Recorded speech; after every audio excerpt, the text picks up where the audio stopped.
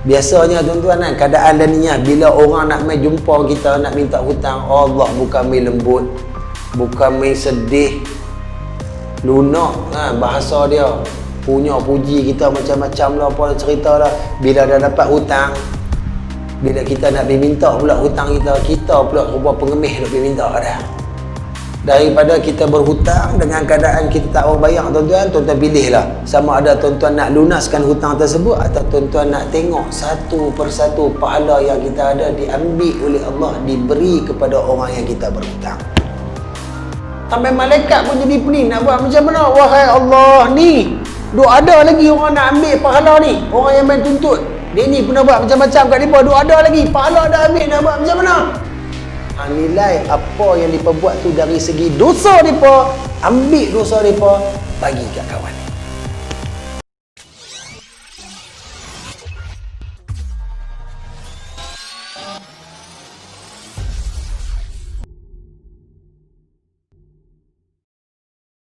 Assalamualaikum warahmatullahi wabarakatuh.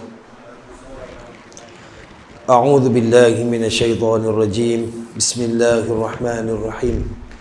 Alhamdulillahi rabbil alamin. Wassalatu wassalamu ala asyrafil anbiya'i wal mursalin wa khataman nabiyyin sayyidil awwalin wal akhirin sayyidina wa maulana Muhammadin wa ala alihi wa sahbihi ajma'in. Subhanaka la ilma lana illa ma 'allamtana innaka antal alimul hakim. Qala rabbi shrah li sadri wa yassir li amri wahlul 'uqdatam min lisani yafqahu qawli. Allahumma la sahla illa ma ja'altahu sahla. Rabbana 'alaika tawakkalna wa ilaika anabna wa ilaikal masir. Allahumma ja'alna min ahli syafa'ati sayyidina Muhammadin sallallahu alaihi wasallam. Amma ba'du. Alhamdulillah, saudaraku hadirin rahmati Allah Subhanahu wa taala. Kita buka pertemuan kita pada malam ini dengan sama-sama kita hadiahkan bacaan suratul Fatihah kepada junjungan besar Nabi Muhammad sallallahu alaihi wasallam, kepada kaum kerabat baginda, isteri-isteri baginda, para sahabat baginda, para alim ulama, para pejuang Islam, kepada kedua ibu bapa kita sama ada yang masih hidup atau yang telah meninggal dunia, juga kepada pengarang kitab Al-Kabair Asy-Syaikh Al-Zahabi dan juga panel penterjemah. Al-Fatihah. A'udzu billahi minasy syaithanir rajim. Bismillahirrahmanirrahim.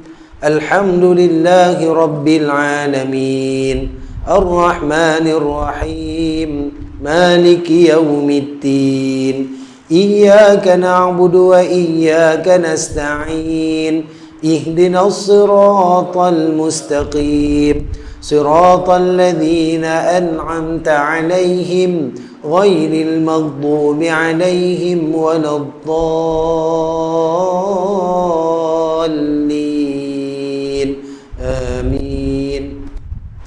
Alhamdulillah, tuan-tuan dan puan-puan sedang jemaah rahmati Allah Subhanahu wa taala. Bersyukur kita kepada Allah Subhanahu wa taala pertama dan selamanya segala nikmat kurniaan yang masih lagi Allah taala berikan kepada kita. Puji dan puja kepada Allah pemilik semesta alam atas nikmat iman dan Islam. Syukur alhamdulillah tuan-tuan dan puan, Allah Subhanahu wa taala masih lagi berikan kita kesihatan dan kekuatan tubuh badan.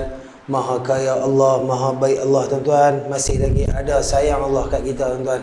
Allah Ta'ala pilih kita sekali lagi untuk dihadirkan diri kita ke rumah Allah Subhanahu wa taala. Mungkin dalam keadaan letih, mungkin dalam keadaan penat, kepanasan, mungkin kesihatan kurang memuaskan. Namun semua itu tak menjadi penghalang untuk kita meneruskan ketaatan kepada Allah, membuktikan dalam hati kita masih ada rasa takut dan percaya kita kepada Allah Subhanahu wa taala. Tuan-tuan, ini nikmat yang paling besar yang kita ada di atas dunia ni tuan-tuan. Kalau di akhirat nikmat paling besar antaranya dapat masuk syurga Allah, antaranya dapat lihat zat wajah Allah Subhanahu wa taala. Tapi di dunia buat sementara ni tuan-tuan, inilah nikmat yang paling besar, iman dan Islam. Teruskan berdoa, minta ke Allah agar segala nikmat yang Allah bagi kat kita pada hari ini tuan-tuan, iman, Islam, sihat, kuat semua ni Allah Ta'ala kekalkan pada diri kita sampai akhir hayat kita insya-Allah. Amin ya rabbal alamin. Tuan-tuan dan Allah SWT, alhamdulillah syukur pada Allah dengan izinnya kita dipertemukan pada malam ni. InsyaAllah kita akan sambung lagi pengajian kita menggunakan kitab ringkasan Al-Kabair. Jadi tuan-tuan, kita berjumpa kembali dengan Rabiul Awal, bulan kelahiran junjungan besar kekasih kita, kekasih Allah Subhanahu wa taala, manusia yang paling amanah, manusia yang terlalu banyak ujian yang diberikan oleh Allah Subhanahu wa taala, seorang manusia yang tak pernah patah balik ke belakang, tak pernah putus asa untuk membawa ajaran yang benar, seorang manusia yang berjuang dengan apa saja yang ada pada dirinya, dari segi kedrat, dari segi kekuatan, dari segi harta, dari segi apa saja tuan-tuan, untuk membolehkan hari ini kita dimuliakan oleh Allah Subhanahu wa taala, iaitu junjungan besar baginda Nabi Muhammad sallallahu alaihi wasallam.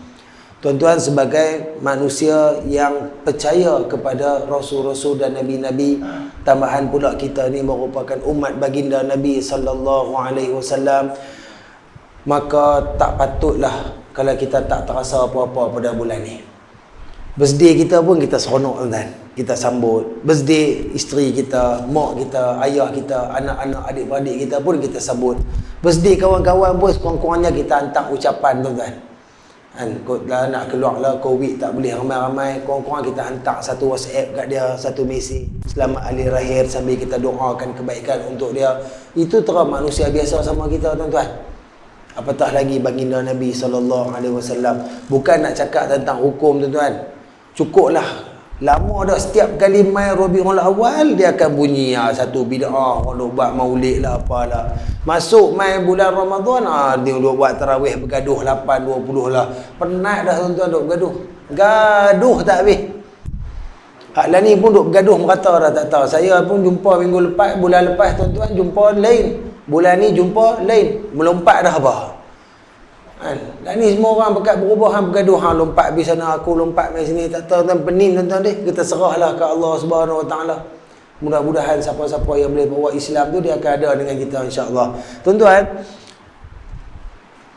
bid'ah yang selalu dibunyikan pada Maulid Nabi sallallahu alaihi wasallam ni tuan-tuan, sebenarnya bagi saya mudah, pendapat peribadi saya. Di atas kita dah tuan-tuan. Tuan-tuan, kita sambut birthday Nabi sallallahu alaihi wasallam bukan macam kita sambut birthday kita tuan-tuan. Beli kek, pacak lilin, tiup, menyanyi happy birthday dah. Sambutan maulid yang diadakan biasanya tuan-tuan daripada dulu lagi bukanlah datang daripada suruhan Nabi sallallahu alaihi wasallam. Itu kita kena faham. Tak apa nak saya ambil sikitlah. Bukan daripada suruhan Nabi sallallahu alaihi wasallam. Tapi benda tu datang selepas daripada zaman tu. Dibawa oleh para ulama. Sebab apa tuan-tuan? Biasanya bila Rabiul Awal ni kalau tuan-tuan perasan, banyak masjid, tempat, surau dan sebagainya, dia buat forum, dia buat ceramah khusus, cerita, ada yang diskusi kitab pasal kitab Syama'il, apa-apa saja berkenaan dengan Nabi SAW. Sekurang-kurang ada waktu untuk kita nak kenal Nabi SAW dengan lebih mendalam, nak mendatangkan cinta, nak mendatangkan kasih tuan-tuan. Kalau kita ikut, kita faham apa kepentingan besar kita cinta kat Nabi SAW tuan-tuan, mudah-mudahan kita akan dapat syafaat. Nabi SAW bila ke akhirat, Nabi nampak wajah kita, Nabi senyum, Nabi panggil kita duduk dengan Nabi SAW. Bila lepas hisab nak pergi ke nak pergi ke mizan, nak timbang tu tuan-tuan, kurang-kurang lalu kat telaga Nabi SAW, kita nak pergi minum telaga di situ tuan-tuan, kurang-kurangnya kita dipersilakan masuk, tak dihalau tuan-tuan. Sekurang-kurangnya Nabi SAW boleh tolong kita tuan-tuan ketika mana timbang amalan belah kiri berat pada kanan tuan-tuan. Tapi nak dapat benda tu tuan-tuan, kena bagi kenal Nabi, kena bagi cinta, sayang, suka kat Nabi SAW. Macam mana cara dia tuan? Kalau bulan Rabiul Awal pun kata tak boleh buat benda ni, bid'ah apa dan sebagainya, habis tu nak buat bila? Sajalah nak tanya kok pok-pok duk bunyi ni. Kalau kata Rabiul Awal pun kita tak besar benda ni tuan-tuan. Habis tu nak buat bila? Apa yang hampa buat? Kalau setakat duk tulis buku, minta maaf, bukan saya nak menghina mana-mana tuan-tuan. Buku lah di zaman lah ni, anak-anak muda tak minat dengan buku. Kehidupan anak-anak muda ni tuan-tuan lain daripada kita ni tuan-tuan. Semua duk menempel dengan handset, main game tu, main game ni, masuk media sosial, yang tu, yang ni. Kita tak buat benda-benda tu. Jadi sekurang-kurangnya bila ada benda macam ni tuan-tuan, kita hidupkan kembali, nak semarak cinta Nabi SAW. Bila kita sayang kat Nabi tuan-tuan, barulah kita boleh dapat syafaat Nabi, baru kita boleh diakui sebagai umat baginda Nabi SAW. Saya nak memetik satu rangkap patah yang disebut oleh Asy-Syaikh Sahibus Samaha, Dr. Nuh Al-Qudah, Mufti Jordan yang paling berpengaruh dalam sejarah negara Jordan. Dia berkata tuan-tuan, tidak syak lagi bahawa sesungguhnya kelahiran Rasulullah sallallahu alaihi wasallam al-Mustafa adalah daripada kurniaan Allah Subhanahu wa taala yang paling besar, yang paling agung kepada kita semua, dan daripada nikmat Allah yang paling berharga buat umat ini. Maka adalah sangat patut untuk kita bergembira dengan kelahiran baginda Nabi sallallahu alaihi wasallam. Betul tak tuan-tuan? Kalau Nabi SAW tak ada tuan-tuan, belum tentu kita masuk syurga tuan-tuan.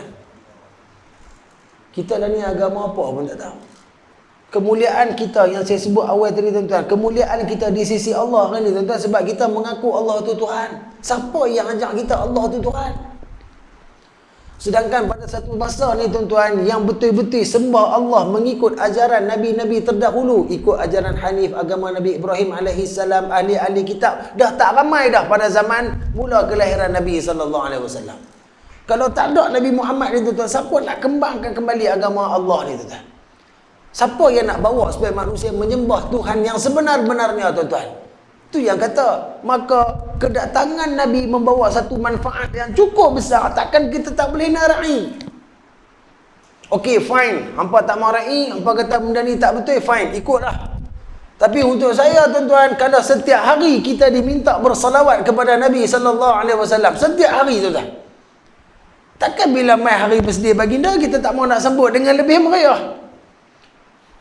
Dengan cara macam mana? Dengan cara kita buatlah apa pun, asalkan benda tu benda yang bermanfaat. Bukan kata kita nak hura-hura macam bersedia, kita tak ada kan. Moga-moga dengan mengingati baginda, kita boleh kenang jasa baginda, boleh hayati kesusahan baginda, boleh timbul rasa, ya Allah, aku teringin nak jumpa dengan Nabi SAW. Ya Allah, rindunya aku untuk nak berjumpa sesusuk tubuh yang mulia ni, ya Allah. Jadi inilah ruang dia. Sambil-sambil kita ajak anak-anak kita tuan-tuan. Hari ni kita mungkin kenal Nabi SAW, anak-anak kita kenal ya. Tuan-tuan, anak-anak kita kenal tim-tim Korea yang duk pergi menari melompat tu lebih daripada Nabi-Nabi dan Rasul-Rasul tu. Orang-orang muda zaman ni tuan-tuan boleh sebut salah silah player bola sepak tuan-tuan, lebih daripada nak sebut, kurang-kurang kata boleh main 7 nama cukup ah. Muhammad bin Abdullah bin Abdul Muttalib, nak sebut sampai habis tuan-tuan. Orang zaman sekarang dah tak minat dah sangat dengan agama-agama ni tuan-tuan. Siapa yang nak pancing mereka tarik balik? Siapa nak ajak mereka main balik? Siapa nak tanamkan rasa cinta benda-benda macam ni dalam hati mereka tuan-tuan? Kalau bukan kita. Kita pula duk pergi bangkah benda macam ni. Oh, benda ni tak boleh, bid'ah. Bid'ah ni tuan-tuan perkara baharu yang dibuat. Maksud dia kalau kata benda ni betul-betul bid'ah, kita buat tuan-tuan, masuk neraka. Takkan duduk cerita pasal Nabi SAW, nak kenang kesusahan baginda, nak tanamkan rindu kat baginda, pakai semua kita masuk neraka. Asbab pasal apa? Duduk dalam maulid. Tak tahulah, kok kalau kata benda ni kalau jadi kontroversi pun jadilah tuan-tuan, malas nak menengkak. Malas menengkak, lantaklah. Siapa nak ambil, ambil. Siapa tak mau ambil, sudah. Cuma yang pasti tuan-tuan, tolong tambahkan rasa rindu kita kat Nabi. Tolong tambah rasa respect kita kat Nabi SAW. Bacalah sejarah baginda Nabi tuan-tuan. Kita akan jumpa kesusahan demi kesusahan, kelemahan demi kelemahan, kepayahan demi kepayahan. Daripada mula baginda duduk dalam perut ibunda baginda yang tercinta Sayyidatina Aminah lagi tuan-tuan, dah diuji. Lahir saja ayah tak ada, duk sat kawan ni tak ada, duk sat kawan tu tak ada. Seorang Nabi dengan kematian ni tuan-tuan, kira satu ujian yang macam dah biasa dah. Kematian mak, kematian ayah, adik-beradik tak ada, tunggal, duduk dengan orang, duduk dengan pak menakan tumpang. Lepas tu lagi pak menakan meninggal, lepas tu kahwin, anak kecil-kecil meninggal. Allah. Tu baru cerita bab ni kan. Tak cerita lagi bab orang buat macam-macam kat Nabi SAW bila Nabi dilantik secara rasmi menjadi Rasul, menyampaikan amanah Allah. 23 tahun yang penuh dengan kesukaran, tuan-tuan. Start daripada hari Nabi dapat wahyu di Gua Hira, tuan-tuan, sampai hari Nabi wafat, tuan-tuan. Hujung-hujung tu je baru nampak macam relax sikit. Saat Nabi mula berhijrah ke Madinah, nampak macam makin relax. Tapi waktu duduk di Mekah, tuan-tuan, tegang. Pasal apa tegang? Apa yang berlaku? Apa yang Nabi buat? Semua tu untuk kita. Nabi nak pastikan sampai hari kiamat nanti, tuan-tuan, akan ada mereka yang beriman dengan Allah Subhanahu wa taala. Itu tugas Nabi. Satu orang saja. Maka tak logik lah, tuan-tuan. Tak masuk akal lah kalau kita kata benda ni pun benda-benda yang macam ni, tuan-tuan. Kalau tak mau pun berlapang dada lah. Okey, saya tak berminat dengan majlis maulid dan sebagainya. Tak payah main. Benda ni tak ada nas, benda ni tak ada apa. Okey, tak payah main. Tapi jangan kata orang yang rindu kat Nabi SAW ni buat benda yang tak betul. Kalau hamba kata benda tu tak betul, bawa main benda betul apa dia. Tunjuk. Okey, yang ni tak boleh, kita kena buat macam ni. Ni tak boleh, kena buat macam ni. Hampa kata tak boleh, tapi hampa sengit. Hampa tak bagi satu solusi. Habis tu masyarakat macam mana, tuan-tuan? Dah lah dengan keadaan akidah kita lah ni caca marba, dengan liberal dia, dengan pluralisme dia apa semua, dengan LGBT, hak tu, hak ni semua duk main bangkit. Yang duk ada lah ni pun nak bagi tenggelam habis. Saya tak tuju kat siapa-siapa, tuan-tuan. Cuma nak bawa sama-sama, tuan-tuan. Perhebatkan salawat, perbanyakkan sunnah Nabi SAW. Bangun malam-malam tu, tuan-tuan, selawat sambil, orang kata selawat tu bagi pi ke hati, tuan-tuan. Allahumma salli ala Sayyidina Muhammad. Wahai Rasulullah, wahai Nabi Allah, aku rindu kat kau. Sebut selalu, tuan-tuan. Dia benda ni dia payah nak main kalau kita tak kenal. Betul tak? Kalau kita tak kenal dia payah. Kalau kita kenal, kita tahu jerit payah, kita tahu susah dia, pasti benda ni akan terlekat dalam sanubari kita, tuan-tuan. Jadi ambil dalam bulan Rabiul Awal ni, tuan-tuan, kita belajar betul-betul pasal silsilah Nabi SAW. Kalau dengar mana-mana yang buat diskusi, bacaan kitab Syama'il ke, kitab apa ke yang berkaitan dengan Nabi SAW bulan ni, tuan-tuan, kalau ada kelapangan, hadirlah. Kalau ada kesempatan boleh pilah, tuan-tuan. Waktu ni ada. Lepas ni tak ada lah, tuan-tuan. Main masuk Rabiul Akhir, dia relax lah. Mai Rejab, dia bunyi dah Aidilfitri. Mula dah tailor pun tiba keluar. Okey, tempahan mai cepat, kami nak tutup dah. Baru Rejab, dia kira nak Syawal lah. Ni duk ada saat ni lah. Dia main, kalau lepas habis Rabiul Awal ni habis dia kira nak raya. Covid tak Covid, dia tak nombor 2. Dia kira raya. Terah hari tu punya raya Covid tu pun merata ceruk kita lepas tu. Jadi mudah-mudahanlah sama-sama kita boleh tambahkan rasa keyakinan, kecintaan dan satu perasaan di mana mudah-mudahan kita akan mendapat syafaat baginda Nabi SAW, insya-Allah. Baik, tuan-tuan, kita sambung tentang melewatkan membayar hutang sedangkan dia mampu. Baik. Salah satu kezaliman yang terbesar adalah menangguh membayar hutang padahal dia mampu menyegerakannya. Demikian ini berdasarkan sebuah hadis yang diriwayatkan oleh Imam Bukhari dan Imam Muslim bahawa Rasulullah sallallahu alaihi wasallam bersabda, penangguhan membayar hutang oleh orang kaya adalah satu kezaliman. Tuan-tuan, orang kalau kita faham Al-Quran ni, tuan-tuan, kita selalu duk belik Al-Quran. Ayat paling panjang dalam Al-Quran ada tang mana, tuan-tuan? Paling panjang ada dalam surah Al-Baqarah ayat 282. Satu muka 15 baris tu satu ayat. Tuan-tuan tahu tak ayat tu cerita pasal apa? Ayat tu cerita pasal hutang, dain. Daripada atas sampai bawah Allah cerita tata cara kalau nak berhutang, apa adab dia, apa perlu kita buat, bagaimana cara kita nak berhutang, tuan-tuan. Satu ayat Allah Ta'ala cerita lengkap pasal hutang. Tuan-tuan, hutang ni satu benda yang kalau kita buat benda tu tapi kita tak tunaikan balik kewajipan dengan membayar dia, tuan-tuan, percayalah, orang yang mati syahid di jalan Allah, mati berperang mempertahankan agama Allah, dia ada hutang, tuan-tuan, dia akan sangkut nak masuk syurga. Setinggi-tinggi, semulia-mulia kematian tuan-tuan, ada kes hutang, sangkut. Dia tak boleh nak masuk lagi. Sebab apa? Masih ada benda yang dia tak selesaikan dengan makhluk Allah sewaktu dia hidup di dunia. Kita hari ni dengan hutang cukup mau tuan-tuan.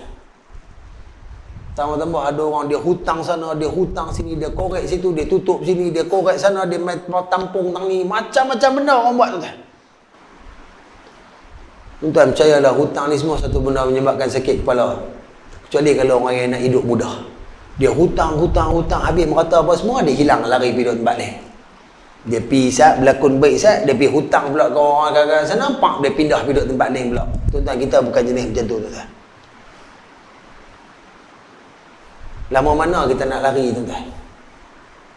Satu masa habis. Daripada kita berhutang dengan keadaan kita tak mau bayar tuan-tuan, tuan-tuan pilihlah. Sama ada tuan-tuan nak lunaskan hutang tersebut atau tuan-tuan nak tengok satu persatu pahala yang kita ada diambil oleh Allah, diberi kepada orang yang kita berhutang.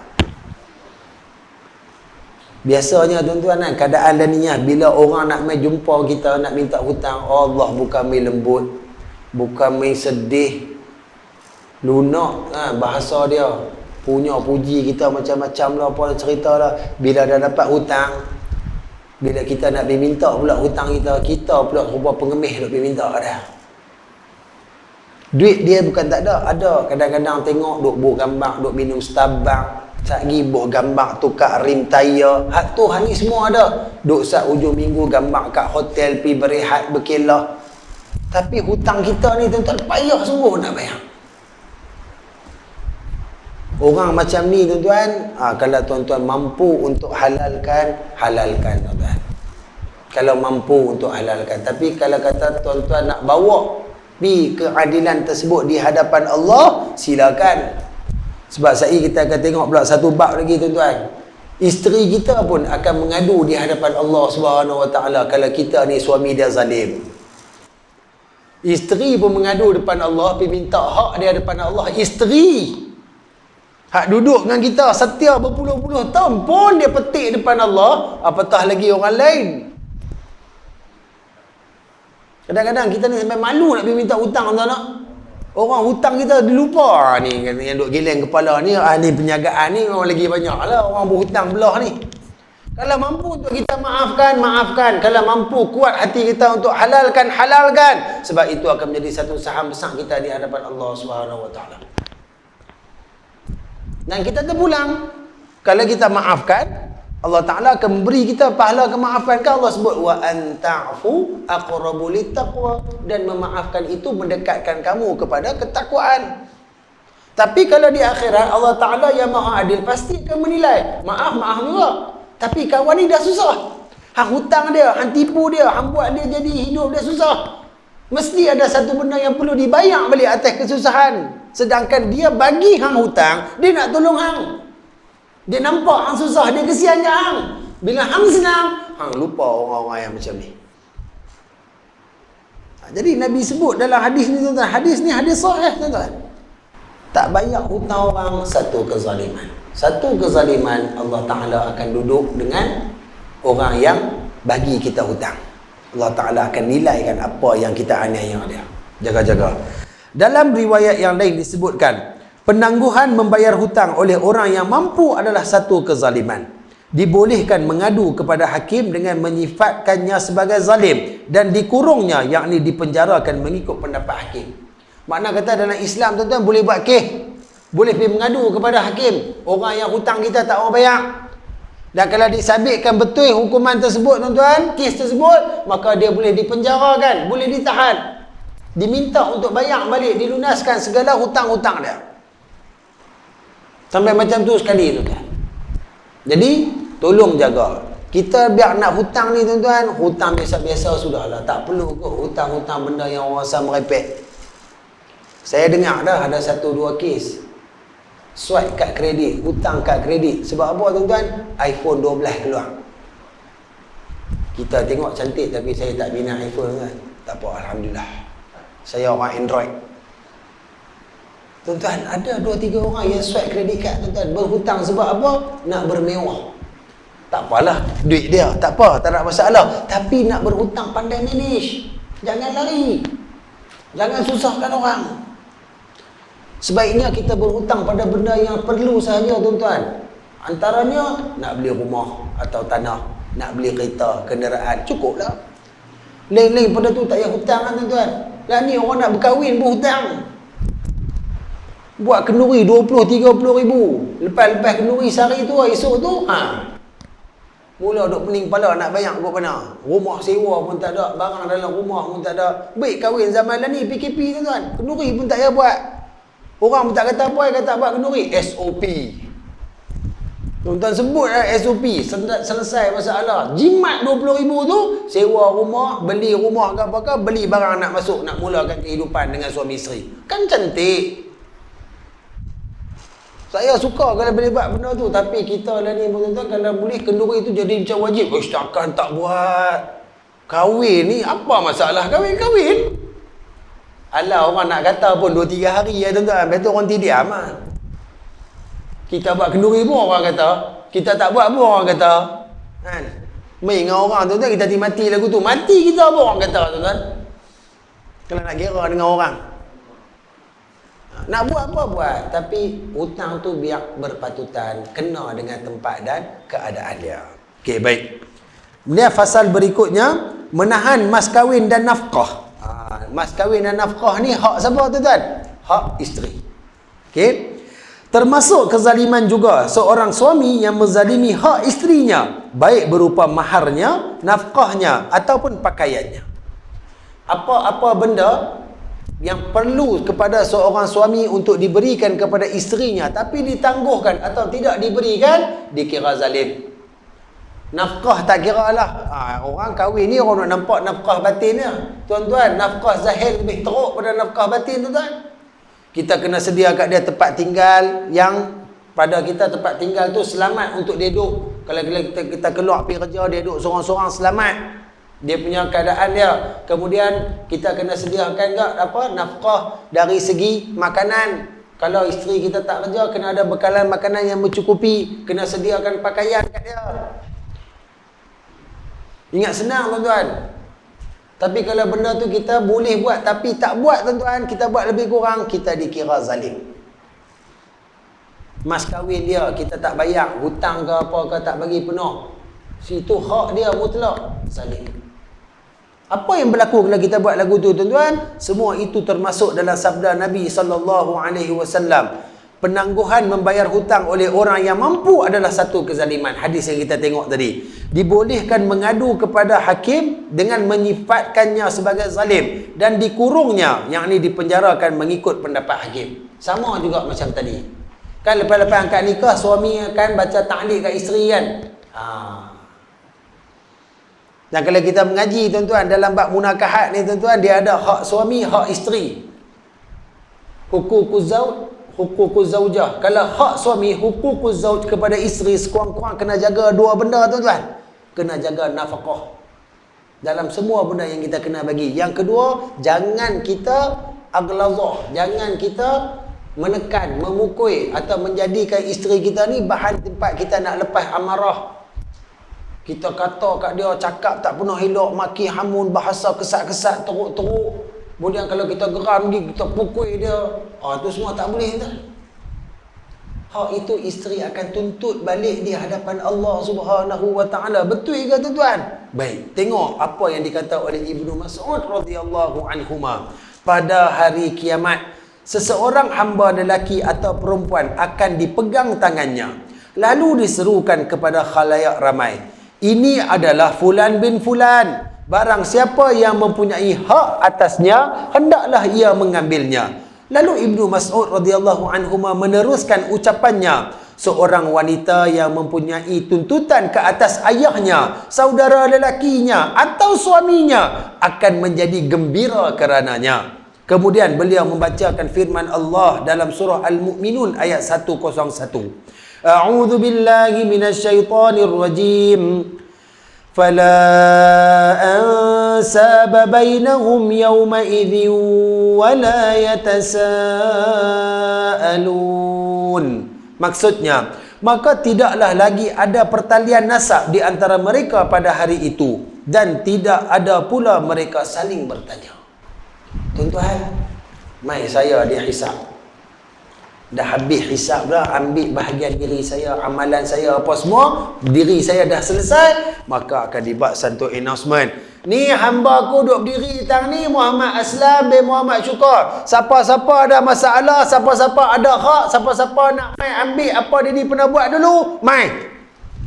Maka akan keluarlah tuan-tuan semua orang yang saya pernah fitnah dia, saya pernah kutuk dia, saya pernah hutang dia, saya pernah zalim dia, saya pernah pukul dia, saya pernah curi barang dia. Dalam ramai-ramai tu tiba-tiba kita tengok, kita kenal. Siapa dia? Ni anak perempuan saya. Kali tepi tu isteri saya. Ni mak saya. Takkan orang yang jadi ada hubungan darah dengan kita ni pun tuan-tuan nak claim. Tuan-tuan, balik pada firman Allah, kat akhirat tak ada nasab. Tak ada istilah mak, pak, anak, apa semua, isteri, tak ada lah. Dia kira hari tu tak mana aku boleh korek, aku korek. Tak kira lah korek kau ayah ke, korek kau laki ke, korek kau anak ke, kau mana boleh. Kita nak penuhkan kita punya kantong pahala, semua nak masuk syurga. Dia fikir lagu tu ya. Maka isteri yang dulu kita abaikan tanggungjawab kita kepada dia, kita tak bagi nafkah yang sempurna, kita pukul dia, kita buat macam-macam kat dia, dia bersabar. Wahai isteri, di akhirat Allah Ta'ala akan balas balik. Ibu-ibu yang anak-anak lelaki dia tak jaga dia, tambah-tambah bila anak lelaki dia kahwin, lebihkan isteri daripada ibu, tak ambil tahu.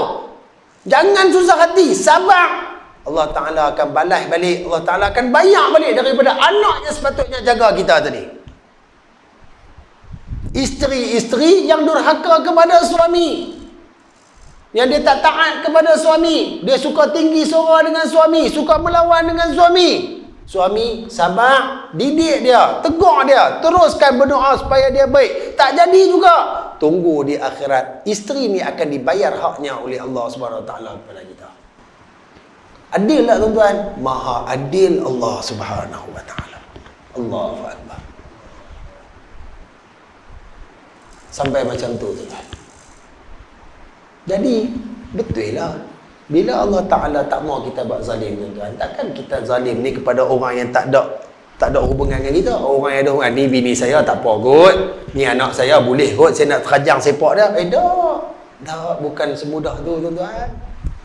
Kita semua sama makhluk Allah Subhanahu Wa Ta'ala. Allah cipta kita, tak ada lebih, tak ada kurang.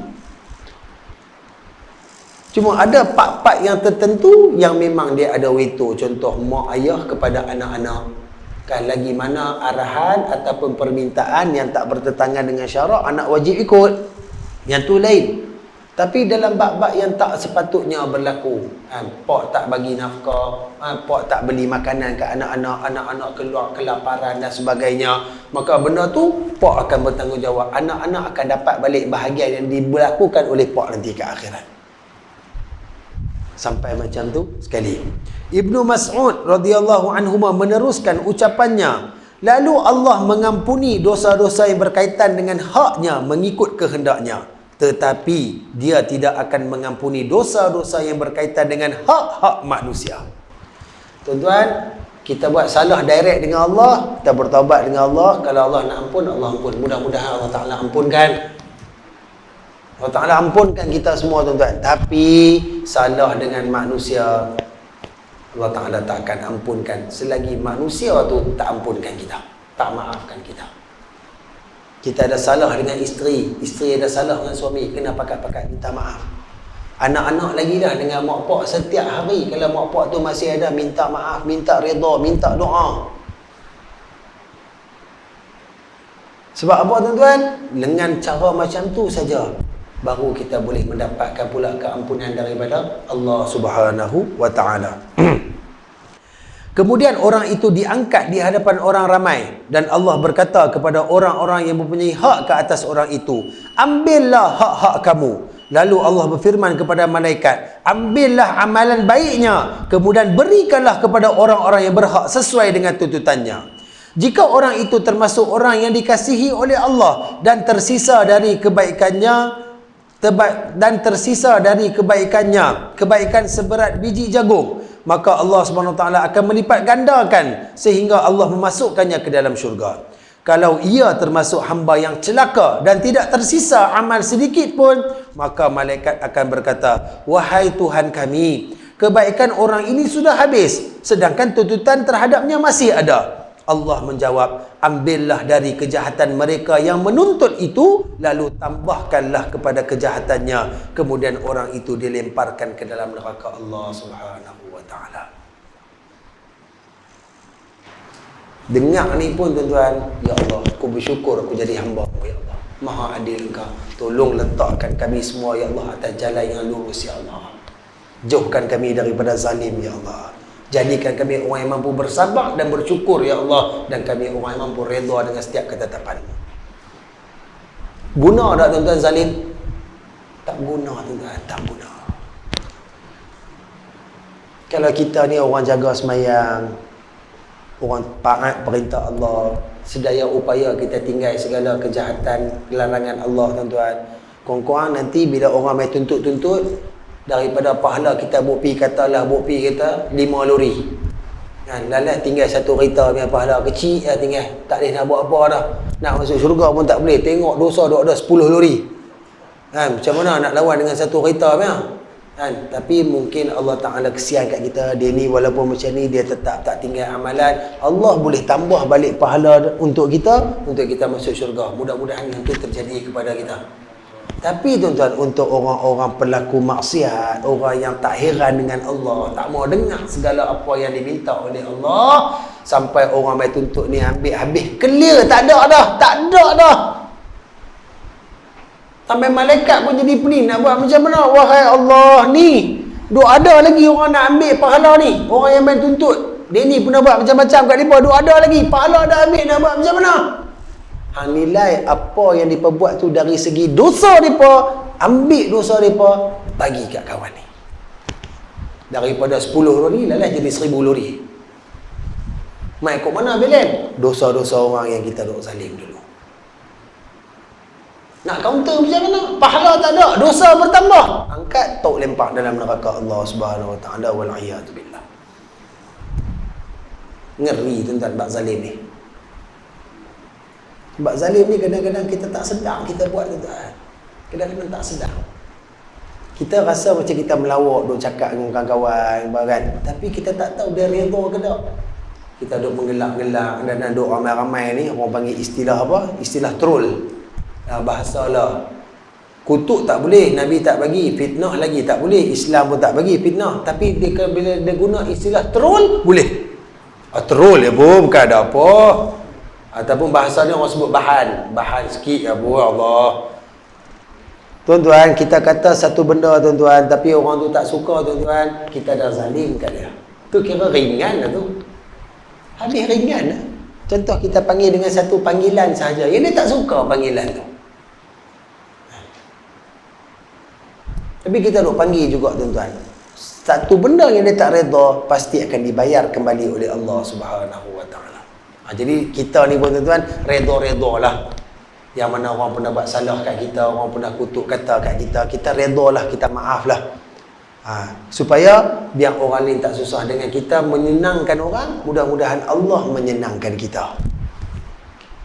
Kita pun beriktiraf mana tuan-tuan? Masing-masing kita ada aib tuan-tuan. Masing-masing kita ada lemah dia, kita ada silap dia. Bila kita pelepas hak orang, Allah Ta'ala akan pelepas hak kita. Jadi tuan-tuan, minta maaf tadi tersilap no. Kalau lepas ni jadi tolong tegur lah. Saya tanda betul dah. Tapi walaupun kita berada di hujung bab, tapi dia ada lagi 2 fasal yang saya akan ambil daripada kita asal ini, yang kita akan sambung pada pertemuan akan datang. Sebab sangat penting tuan-tuan. Sebab satu fasal dia nak menceritakan tentang menipu upah atau gaji orang yang bekerja. Itu penting juga tuan-tuan. Pada orang-orang yang ada orang bawah dia apa semua ni kan. Dan satu lagi tuan-tuan, satu pesanan Syekh, jangan bercampur dengan orang-orang yang zalim. Sebab ada hadis-hadis di ayat Quran yang kita akan tengok apa terjadi kalau kita duduk juga dengan orang zalim. Jadi saya rasa benda ni penting untuk kita ambil sebagai pengajaran dan panduan untuk hidup kita tuan-tuan. Jadi saya ingat saya berhenti setakat ni dulu. Yang baik itu daripada Allah Subhanahu Wa Taala, yang buruk itu pada kelemahan, kehinaan, kebodohan diri saya. Mohon ampun dan maaf kalau tersalah bahasa, tersilap kata. Tuan-tuan dan puan, kalau ada apa-apa kebaikan yang boleh kita ambil pada pertemuan malam ni, balik lagi pakat cerita, kongsi-kongsi sikit dengan isteri kita, suami kita, anak-anak, rakan-rakan, jiran-jiran. Mudah-mudahan ilmu yang baik bila kita faham, kita sampaikan, manfaat ilmu akan lebih meluas. Dan bila kita cerita ke orang tentang benda ni, tuan-tuan, orang amalkan, maka selagi mana perbuatan baik itu diteruskan, selagi itulah pahala akan diberikan oleh Allah Subhanahu Wa Taala kepada kita, insya-Allah. Jadi tuan-tuan, sekali lagi tuan-tuan, semarakkan cinta Rasul sallallahu alaihi wasallam dalam diri kita. Banyakkan salawat kepada Nabi sallallahu alaihi wasallam. Bacalah buku-buku, bacalah bahan-bahan yang boleh mengenali, menambahkan lagi kenalnya kita kepada Nabi, sayang kita kepada Nabi. Mudah-mudahan tuan-tuan, saya, tuan-tuan, kita semua, Nabi tengok kita tuan-tuan, Nabi persilakan kita untuk duduk sebagai umat baginda Nabi sallallahu alaihi wasallam, insya-Allah. Wa hadza bitaufiq. Assalamualaikum warahmatullahi wabarakatuh.